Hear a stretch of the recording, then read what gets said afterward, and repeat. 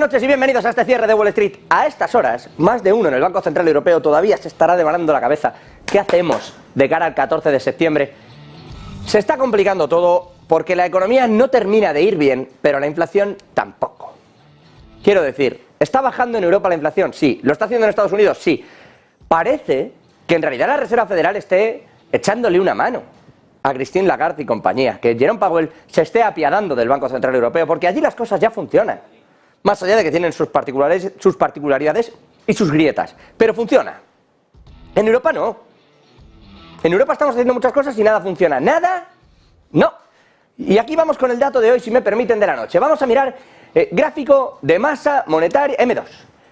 Masa monetaria en la zona euro. Atentos a la bajada, brutal bajada, que ha pegado, de hecho. Dio una en el COVID, sí. Pero hasta aquí no había llegado desde hace 13 años.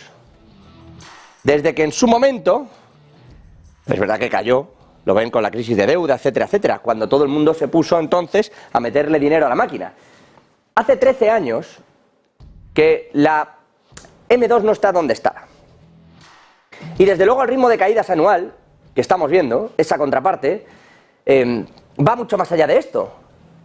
Lo que está ocurriendo con esta desaparición, entre comillas, del dinero, es decir, que en realidad la gente está dejando de ir a pedir crédito y están pagándose más los vencimientos que luego desaparecen que pidiéndose nuevo dinero, ¿no? Y estamos en un nivel en el que esa caída, si la comparásemos, si hiciésemos esa anualización de todo, estaríamos viendo, bueno, niveles históricamente nunca vistos en la zona euro, desde la creación de la zona euro, del euro como tal. Ojo, porque esto quiere decir que el personal ya no quiere el dinero porque el Banco Central Europeo en realidad lo ha puesto muy caro. Esto debería de derribar la inflación. Y aquí vamos con el segundo asunto, que es la inflación. ¿Está cayendo? Sí. Antes combatíamos la general, aquí lo tienen. Antes combatíamos la inflación general, no sé si ustedes ven la línea amarilla en pantalla, si no, se lo llevamos directamente, ahí lo tienen para que ustedes lo chequen.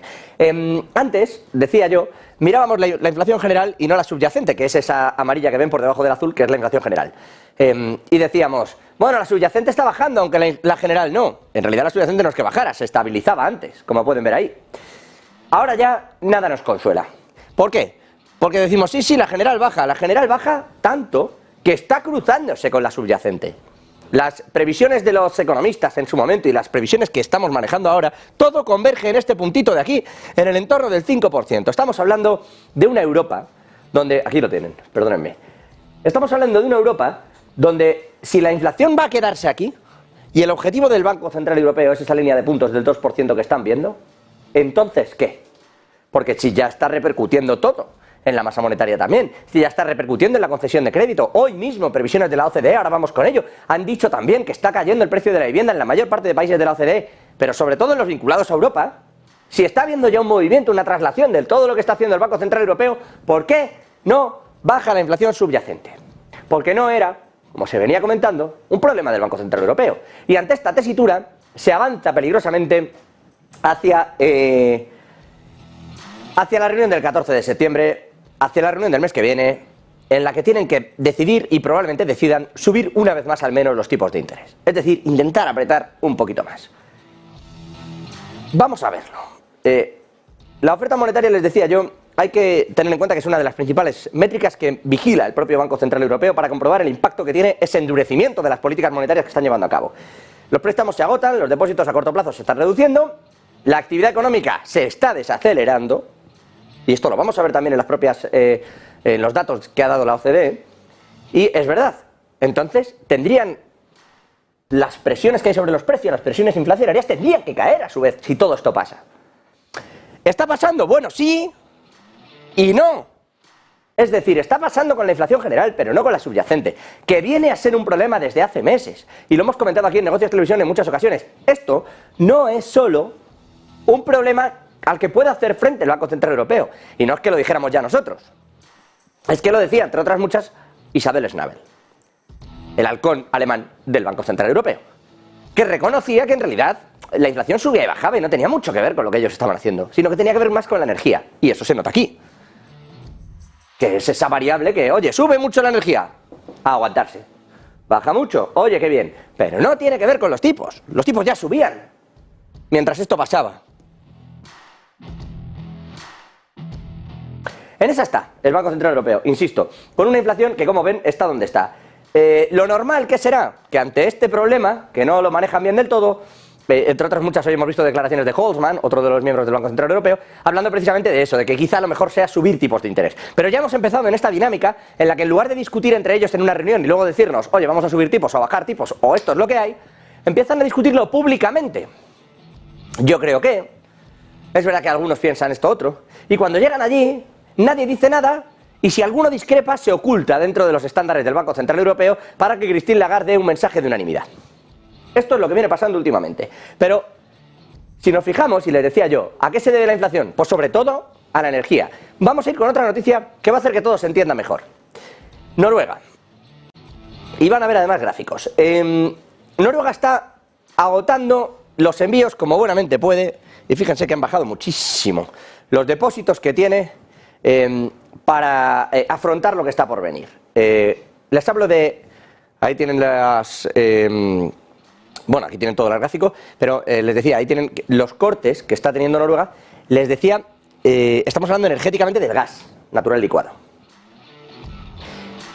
Fíjense la reducción tan brutal en agosto, en los depósitos. ¿Por qué hay estos recortes? Porque se está realizando una serie de suministros para rellenar a su vez los depósitos del resto de Europa. El otro día alguien comentaba, los depósitos están al 90% y podría no ser suficiente. El problema que tiene Europa es que aun con los depósitos al 100%, los depósitos no están pensados para el 100% de abastecimiento. Que un depósito esté al 100% no quiere decir que sea capaz de afrontar un invierno muy duro en toda Europa. No, quiere decir que es capaz de que en momentos puntuales donde hay un déficit, se tira de eso. Así hemos vivido, por ejemplo, un invierno como este pasado. Pero el que viene en 2023, si fuera crudo, ¿qué pasaría? Si fuera un invierno duro. Pues que tenemos este problema de Noruega que no se va a solucionar, o que sí se va a solucionar, pero no depende de Europa. Resulta que están por ponerse en huelga y ya han anunciado, por ejemplo, hoy los sindicatos relacionados con las plantas de Chevron en Australia que van a ponerse en huelga. De momento lo que hay es anuncio de huelga. Veremos si consiguen frenarlo, pero es lo que hay. Si se ponen de huelga en Australia, con muchos de los envíos que están... ahora mismo el suministro en Europa viene, sobre todo, en cuanto al crudo, de Estados Unidos y en cuanto al gas, entre otras muchas cosas, de Australia. Si se ponen ahí en huelga, las interrupciones obligarían, entre otras cosas, a los asiáticos a competir con Europa por cargamentos de reemplazo en Estados Unidos o Qatar. Y esto es lo que yo les decía. El problema es que a nosotros nos llega poco de Australia y mucho de Estados Unidos, algunas cosas de Noruega, pero toda la parte oriental que sí que compra en Australia, dice, pues tengo que ir también a Estados Unidos, tengo que ir también a Qatar, tengo que ir también a socios tradicionales de Europa. Y eso va a elevar el precio. Es lo que están buscando muchos. De momento, lo que vemos, insisto, es este flujo de gas en Noruega. Es el principal proveedor de gas de Europa, que ha caído a su nivel más bajo en un año en medio de ese, lo que ellos llaman mantenimiento estacional. Y entonces, bueno, pues el flujo cae muchísimo porque los depósitos no pasa nada, ya han sido llenados. Vamos a verlo. Y vamos a ver cómo intentan ellos subir esto. Europa demandar, no tener que pedir más allá, y si Australia se pone en huelga, vamos a ver hasta qué punto llega la ola. Una ola que, por cierto, y ya aprovecho también, podría salpicar a China. Ahora vamos con China, que tiene también lo suyo. Les decía yo, el problema que sigue teniendo Europa. Hablamos de las previsiones de crecimiento, que comentábamos al inicio de este cierre. La OCDE ha dado, bueno, pues eso, datos de crecimiento, se ha ralentizado hasta el mes de agosto, 0,4%, solo Reino Unido y la República Checa siguen por debajo del PIB prepandemia. Porque España ha conseguido superar en un 0,4 ese nivel, por fin, 2023. Y ya rozando a finales, con lo que hemos presumido aquí. El PIB de la OCDE, en el segundo trimestre, estamos hablando de 2023, expansión del 0,4%, es decir, una décima menos, 0,5 era, que el primer trimestre de este 2023. Países de la OCDE, por ejemplo, G7, crecimiento del PIB del 0,5, una décima por encima. Los países del G7, que no es toda la OCDE ni de lejos. Pero es que Japón ha acelerado un 1,5, un 0,9 entre enero y marzo, y sin embargo ahora ha crecido un 1,5. Qué bien le sienta a Japón que con estas presiones le haya subido un poquito la inflación. Y su consumo, que sigue siendo interno muy estable, le permite hacer esto. Insisto, todo esto en algunos mirando a todos los países de la OCDE, pero es que en algunos países en Europa el problema es grande, y les hablo de Alemania. Es verdad, los del G7 en conjunto suman, sí, con un Japón destacando especialmente, pero es que Alemania está quieto, plano, cero. Y todo esto si nos creemos todo este tipo de estadísticas, y si no nos creemos que en revisiones futuras lo que vamos a ver es que Alemania lleva todo el año en negativo, que es un poco lo que Alemania está trasluciendo. Aunque eso sí, también les diré, que desde la propia Cancillería de Alemania, Olaf Scholz, y su ministro de Economía también, ya están empezando a transmitir que la economía alemana ya ha superado el bache. Como diciendo, igual el último trimestre también nos va mal, el tercero lo dan por perdido, el cuarto a lo mejor también, pero ya estamos. 2024 va a ser un buen año. Bueno, va a ser un buen año, vamos a verlo. Porque aquí viene el cisne negro, les decía yo. Ojo, porque China puede tener un problema energético y tener que ir a comprar el gas a países donde normalmente los compra Europa y entonces la factura a Europa le suba. Si a eso le añadimos que venga un invierno difícil y que Noruega no termine de llenar otra vez sus depósitos a pesar del flujo, podemos tener un problema. Bien, China.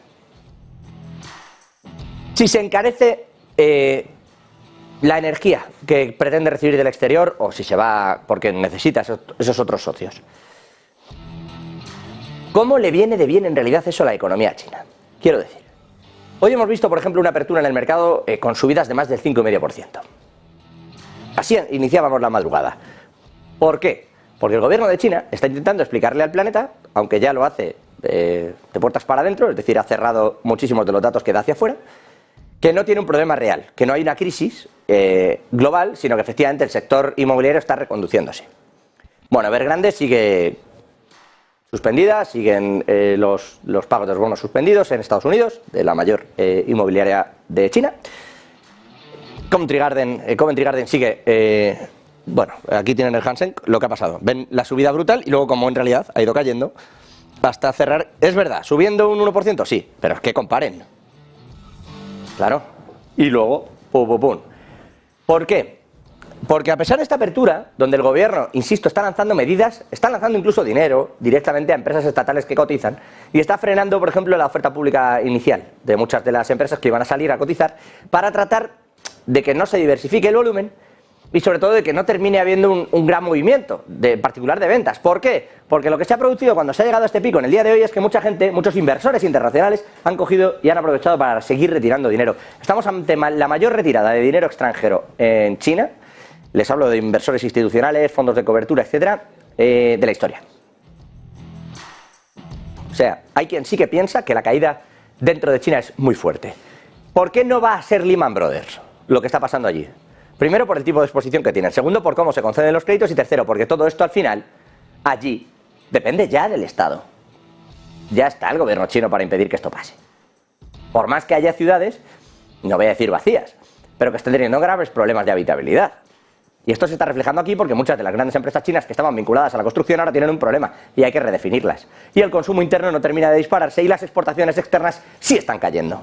Porque hay países, entre otros Alemania, pero también sobre todo esa guerra que hay con Estados Unidos, que está también impactando en el balance chino.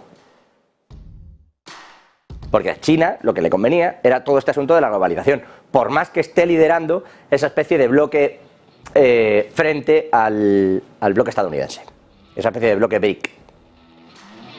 Pero la realidad es que dentro de la globalización China seguía teniendo una facturación espectacular y unas exportaciones muy muy sólidas que no las tiene ahora, y el consumo interno no es lo mismo, no termina de repuntar y es lo que está intentando fortalecer. Mientras lo fortalece y no, la realidad es que los inversores internacionales, los inversores extranjeros están sacando el dinero y eso se está notando. Y vamos a ver hasta qué punto, decía yo, con las puertas de los datos cerradas y con lo que está por venir, China no termina siendo uno de esos problemas que no vimos caer. De pronto, quítame aquí esta energía, un problema gordo en una de las bolsas, un contagio y tengamos un problema. Vamos a verlo. Lo cierto es que lo que sí que parece es que hay una ralentización económica global. Porque, claro, frenan las exportaciones de aquí, pero frenan las de todo el mundo. Unos con otros, la guerra de bloques en realidad obliga a redibujar los contornos económicos de cada uno de los países. En fin, en esto está la economía.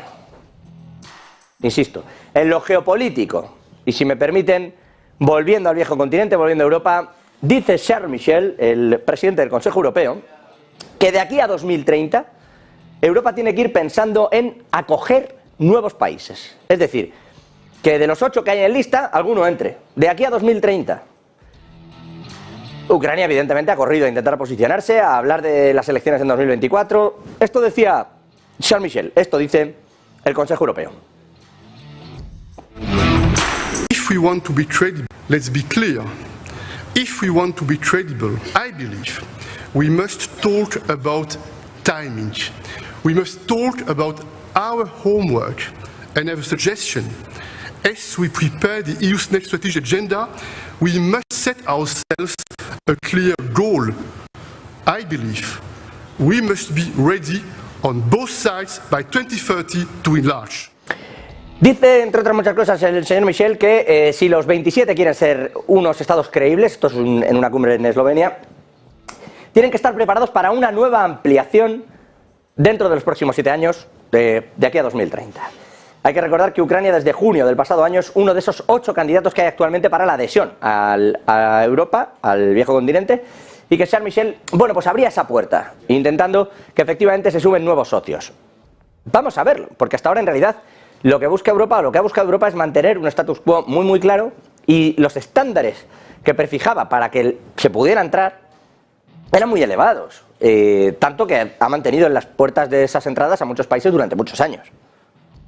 Vamos a ver cómo se maneja este asunto y si Europa gana fuerza. Una Europa donde algunas voces, especialmente desde el gabinete de Emmanuel Macron, desde Francia, abogan precisamente por intentar tener una capacidad, una voz de mayor independencia, sobre todo con respecto del mundo anglosajón y en lo que toca precisamente a la relación para con China. Pero insisto, en esto están en estos momentos. Por cierto que Macron sigue de reojo de momento la situación en Níger, donde han vencido las 48 horas que el nuevo gobierno de Níger le dio a su embajador, al embajador de Francia, para salir del país, y no ha salido, tras una conversación entre el propio embajador y el presidente de Francia, en la que acordaron que, oye, iban a mantener ese pulso, le hacen y le tiran ese desafío al nuevo gobierno de Níger, que habrá que tener cuidado porque, insisto, han llegado ahí a través de un golpe de Estado. Cuidado a las consecuencias también de todo este tipo de decisiones. Pero, volviendo aquí, decía Ucrania, uno de esos 8 países que está a las puertas de entrada en la Unión Europea desde, o en el marco de adhesión desde el pasado junio de 2022. Ucrania que ha vuelto otra vez a hacer 2 cosas. Una, a pedir dinero y armamento. Dice Ucrania que si quieren llegar al invierno, al otoño, en realidad, con una buena posición negociadora, con una buena posición militar, necesitan ese armamento y ese dinero ya, para que la contraofensiva en septiembre llegue a determinados puntos que consideran clave. Y mientras hace esto, otro de los problemas es que se ha vuelto otra vez contra Polonia, Bulgaria, Estonia. ¿Por qué? Porque ya saben que estos países tienen vetado el grano ucraniano. A cuenta de que dicen, el grano ucraniano tiene una serie de beneficios por estar en guerra, le dieron una serie de beneficios que perjudican absolutamente a sus agricultores. Y Polonia, que va directa a las elecciones, no quiere líos con sus agricultores. Su gobierno lo que quiere es que le vuelvan a votar. Pero no le hablo solo de Polonia, hasta 5 países en ese este de Europa tienen vetado el grano ucraniano para que no compita con el de sus agricultores. Bueno, pues otra vez, hoy Dmytro Kuleba, el ministro de Exteriores de Ucrania, que estaba en Praga, ha dicho que no se extienda más ese veto temporal a las importaciones de grano ucraniano en Hungría, en Polonia, en Bulgaria, en Rumanía y en Eslovaquia. Todo esto, este veto temporal, en teoría vence ahora en septiembre. Lo que dice es, por favor ya, no extiendan ese veto. Vamos a ver qué dicen, porque no se han pronunciado desde estos 5 países, pero sí que dijo Polonia que por su parte no iban a hacer nada que perjudicase a sus agricultores cuando venciera el acuerdo, que es ahora. Así que, cuando venciera ese veto temporal, que es ahora. Así que, y todo esto mientras Turquía asegura que se puede volver a negociar el acuerdo del grano y que podrían verse las caras personalmente Erdogan y Putin, el presidente turco y el ruso, esta misma semana, en Sochi.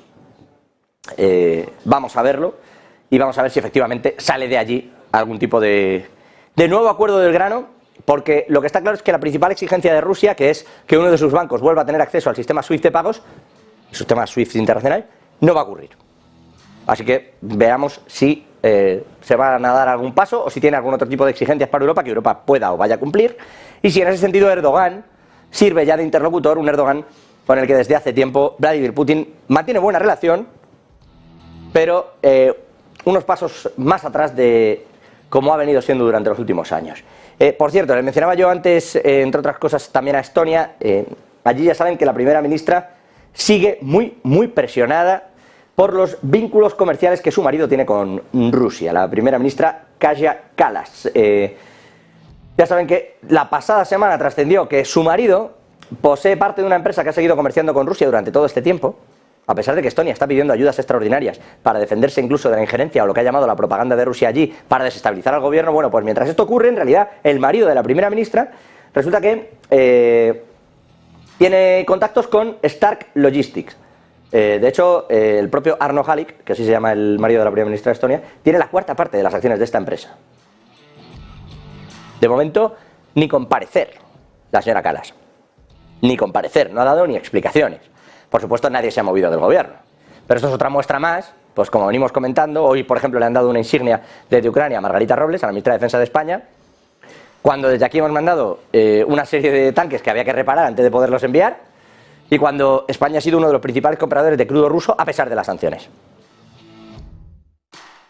Estas cosas que tiene Europa, que cuando uno está mirando a la derecha te golpean por la izquierda y al revés.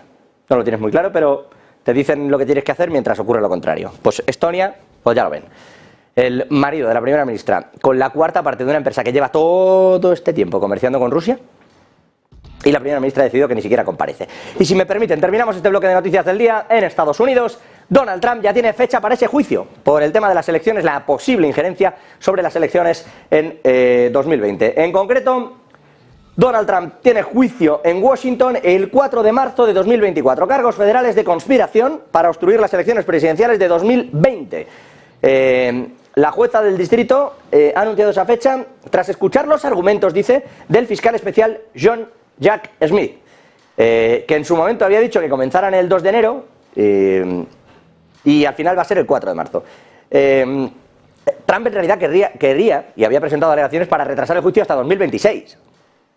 Pero le han puesto la fecha un 3 de marzo de 2024 en pleno año electoral. Un fiscal demócrata en un distrito demócrata.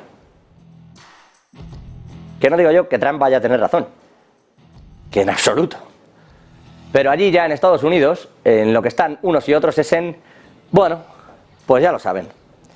Intentar ir a la justicia con lo que no están argumentando.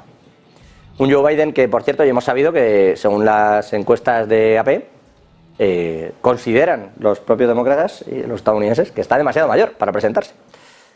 Pero esto es lo que hay, ¿eh? No son ningunos jovencitos Joe Biden y Donald Trump y en principio van a ir a la carrera por hacerse con la presidencia el próximo año en Estados Unidos nuevamente. Biden por revalidarla, Donald Trump por volver a ser nuevamente presidente. Un Donald Trump, insisto, al que le ponen los juicios así y al que luego en realidad, gracias a estas diatribas judiciales que tiene, le crece la popularidad. Pero los demócratas siguen empeñados en eso y de momento van consiguiendo su objetivo, que es ponerle las trabas y los juicios, y no sé yo si tanto el conseguir que el propio Trump, o que al propio Trump con estos objetivos le vaya mal. En fin, hasta aquí este bloque de noticias del día. Nos van a dar un minutito y regresamos con todo el análisis económico de la mano de Javier del Valle, y está por aquí también, creo que está ya por aquí, Gustavo Martínez desde la Universidad Marroquín, Francisco Marroquín. Nos va a dar todos los detalles y le vamos a preguntar también por el asunto de Argentina y de Milei, que yo sé que tienen ustedes muchas dudas y él muchas respuestas. 2 minutos y estamos con ustedes.